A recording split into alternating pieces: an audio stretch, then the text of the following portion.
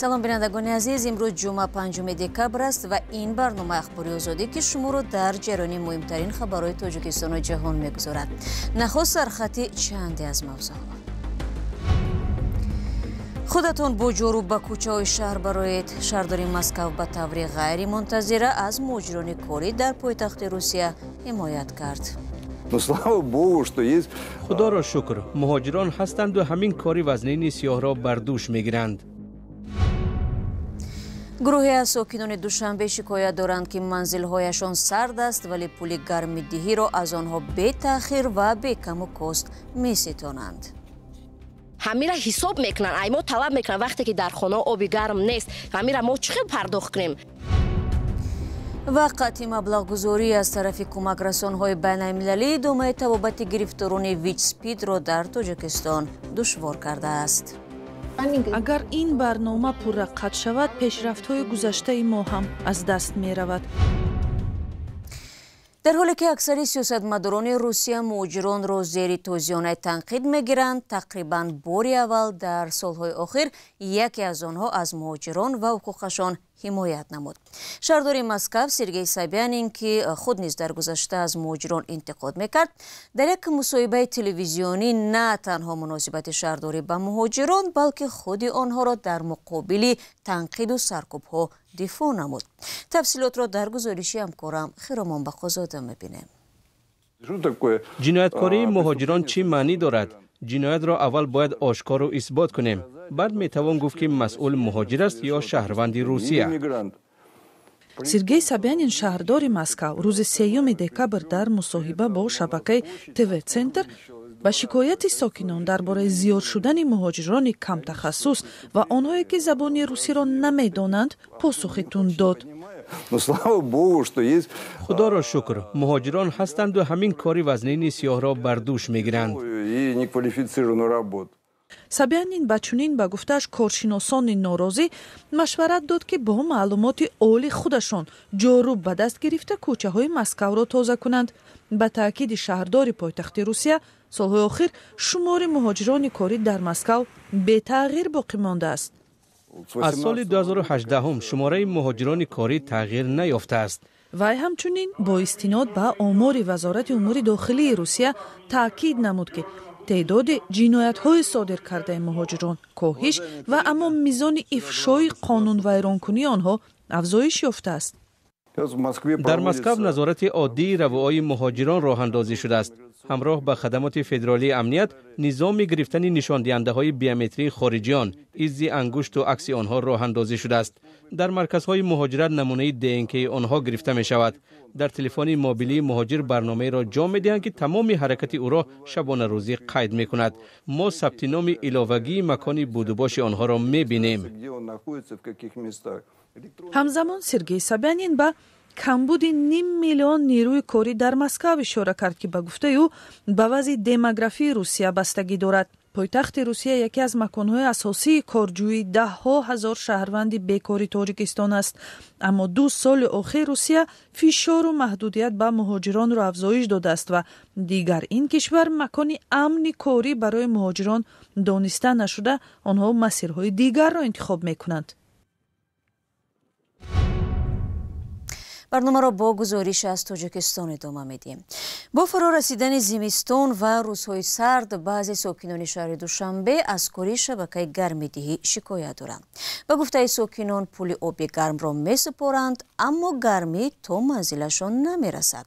مقامات نیز این گونه شکایت را تصدیق میکنند، ولی میگویند مشکل در بناهای استقامتی است، نه در مرکزهای گرمدهی. مراجعه یوسفی و برای یوسفی در همین باره گزارش میدهند. خانه‌های سرد و دستگاه‌های گرم‌دهی بدون گرمی در روزهای اول زمستان. این صحنه بعضی از بلندآشانه‌های دوشنبه است که ساکنانش از درست کار نکردن شبکه‌های گرم‌دهی شکایت دارند. سوخته است، خنکیرا پوچوم گریل کرا گرم کردگی موندگیم. اینا با خپیم باور نکنین، تپلینیو را بینین. گرمیش هم نمیفهمی. اینجا محله مشهور بداک در ناحیه شاه منصوری پایتخت است. ساکنان شکوه دارند که با وجود درست کار نکردن شبکه‌های گرم‌دهی، مقامات از ماه اکتبر پول آب گرم را از آنها میگیرند. падезо турбоҳо гарманд, хонаҳо хнуканд. Ай боло ҳам хеш турба шир об мебиёне ки оби гарм нест, дар ҳақиқат нест. Не ки вақте ки пули об мебиён, о гармидиҳӣ талаб мекунанд. Ҳамира ҳисоб мекунанд. Ай мо талаб мекунанд вақте ки дар хона оби гарм нест. ҳамира мо чӣ хел пардохт кунем? شکایت از خانه‌های سرد تنها در بیناهای بلند آشانه محله‌های کنار دوشنبه نیست. این مشکل حتی در بیناهای مرکزی دوشنبه نیز وجود دارد. در رودکی 86 زندگانی میکنیم. خیابانی رودکی خانه 86. من امروز علاقه زمستون سر شده است و باتری ما تماما گرم نمیشه. این بازور شیرگرم. انا بر این طرف نگاه کنید ما فقط انا خیلی پیچکا مونده خوب میرویم. در دوشنبه 2 مرکز برق و گرمایدهی فعال است که زیر نظارت شرکت برق تاجیک کار میکنند. سخنگوی این شرکت میگوید که در کار این مرکزها یگان مشکلی نیست. از جانب مرکزهای برق و گرمایدهی شهر دوشنبه 1 و 2 گوییم در حالت کاری است، در حالت مقرری است. یگان مشکلات در این باره نیست جهت انتقال گرمی به اهالی. مسئولیت رسانیدن آب گرم از مرکزهای برق و گرمایدهی تا بیناهای استقامتی را شبکه‌های گرمایدهی دوشنبه به عهده دارد. در شبکه‌های گرمایدهی دوشنبه حاضر نشدند که در نزد دوربین صحبت کنند، اما یک نماینده این اداره در صحبتی بدون میکروفون گفت آنها همان مقدار آب گرمی را که از مرکزهای برق و گرمایدهی میگیرند تا به ساکنان میرسانند. با گفته همصحبت ما در این اداره نرسیدن گرمی در بعضی از منزل‌های ساکنان دوشنبه از چند عامل وابستگی دارد، از جمله از اینکه قبورهای همان بنا مشکل دارند و یا اینکه در منزل ساکنان چه مشکلی هست. با گفته این همصحبت ما باید در هر یک شکایت علاوه بررسی شده و در جایش حل کرده شود. خود مقامات نیز کمبود گرمی را در خانه‌های مردم در پایتخت رد نمی‌کنند. آژانس نظارت در ساحه انرژتیک تاجیکستان ماه نوامبر بعد سنجش اعلام کرد که تامین خانه‌های ساکنان با گرمی در شهر دوشنبه به قدر ضروری نیست.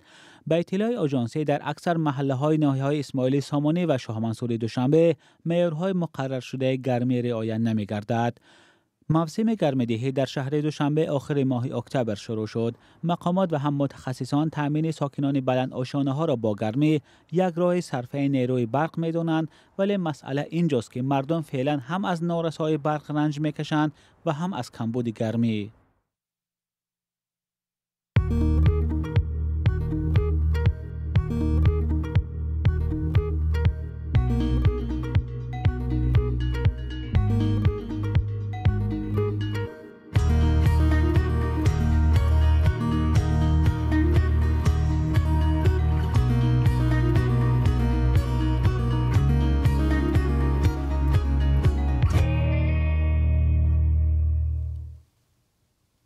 شما برنامه اخباری آزادی را تماشا دارید.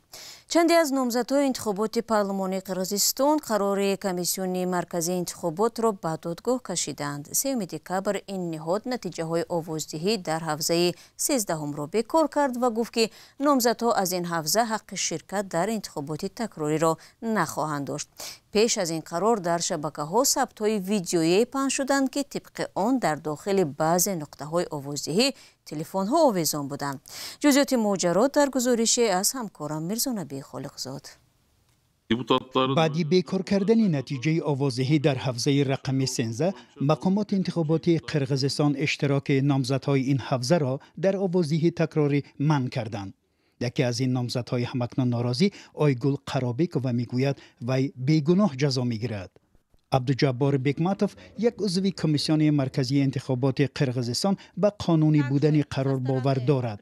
وی میگوید برابر با نصب تلفن‌ها دیگر حالت‌های قانون ویرانکنی هم بود، مثل مداخله به جریان آوازدهی، محدود کنی آوازدهی و مانع شدن به کار کمیسیون انتخاباتی.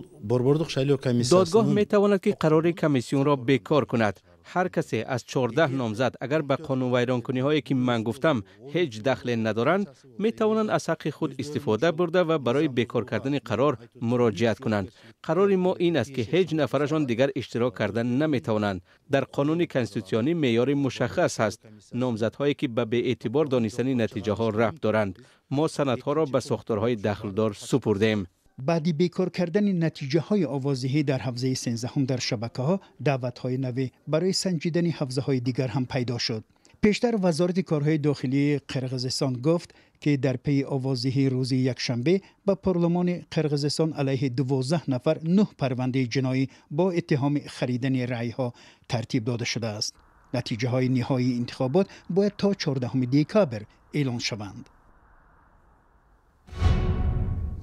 برمیگردیم به تاجیکستان. سازمان‌های غیردولتی مبارزه با ویروس نورسایی مسئولیت بدن یا خود ویسپید شکایت دارند که قطعی مبلغ‌گذاری از طرف کمک‌رسان‌های بین‌المللی ادامه فعالیت آنها و تبابت گرفتاران این وبای اسب را دشوار کرده است. مقامات محلی می‌ترسند که کاهش مبلغ‌گذاری به افزایش سرعت ویسپید زمین نخواهد گذاشت. خلاصه‌های زیرین در یک گزارش اداره مبارزه با سپید سازمان ملل متحد یا خود یونایت ذکر گردیدند. در این باره همکارمون کیومرثی عطا تفصیلات می‌دهد. تهمینه حیدرова که از همسرش به ویروس نورسایی مسئولیت بدن گرفتار شد و بعد مرگ همسر خویشان شوهرش از او رو گرداندند، در اول احساس کرد که با این بیماری تنها مانده است، ولی دیر نگذشته خود برای حمایت از حقوق زنان مبتلا به این بیماری برخاست. او سازمان شبکه زنان گرفتار ویچ سپید را در تاجیکستان تأسیس داد. سازمان دیگری یاری رسان سپین پلیوس است که همکنون هر دو از قطع مبلغ گذاری نگران هستند. در آغاز سال 2025 فعالیت این دو سازمان باز داشته شد و کار در سمت سنجش و مشورت دهی به بیماران خیلی کاهش یافت. تهمینه حیدرова میگوید فعالیت سازمان‌های آنها برای یاری به مردم بسیار مهم میباشد. در تاجیکستان 97% زنان گرفتار ویروس این را حتی از عائله‌هایشان پنهان می‌دارند.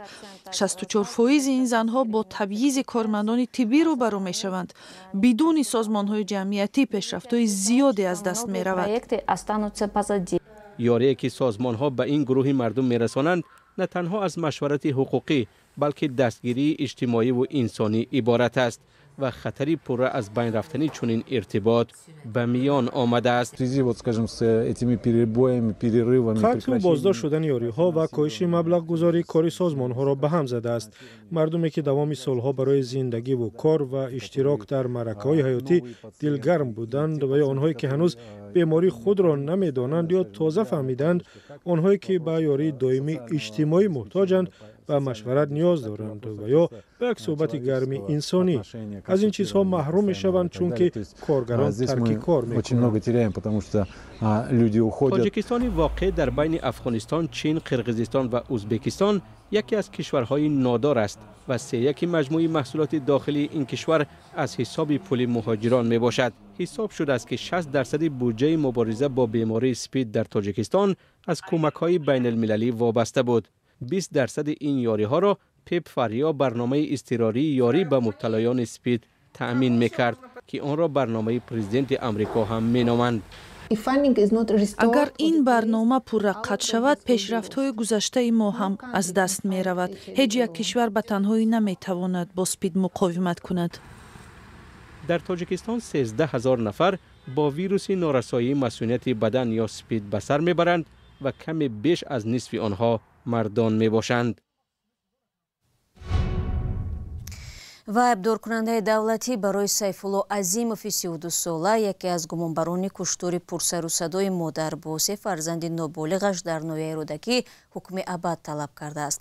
در این باره امروز خبرگزاری آزیا پلوس با تکیه به منبع‌هایش نوشته است. به آزیا پلوس میسر نشده است که در رابطه با این پرونده نظر دادستانی کل و دادگاه عالی را بگیرد. کشتار مدهش 4 عضو یک خانواده در دهه دریاآباد شب 5 به 6 سپتامبر امسال به عمل آمد. وزارت کارهای داخلی از بازداشت 2 گمانبر خبر داده بود. بینندگان عزیز، برنامه اخباری آزادی در همین جا به پایان میرسد. تشکر که با ما بودید. برای خبر و گزارش‌های بیشتر لطفاً سر بزنید به سامانه azadi.org. اینچنین از صفحه‌های ما در شبکه‌های اجتماعی اینستاگرام، تلگرام و تیک تاک و فیسبوک استفاده کنید. در 2 روز آینده به شما استراحت با فراغت می‌خواهیم. خود را احتیاط کنید و خدا نگهبان.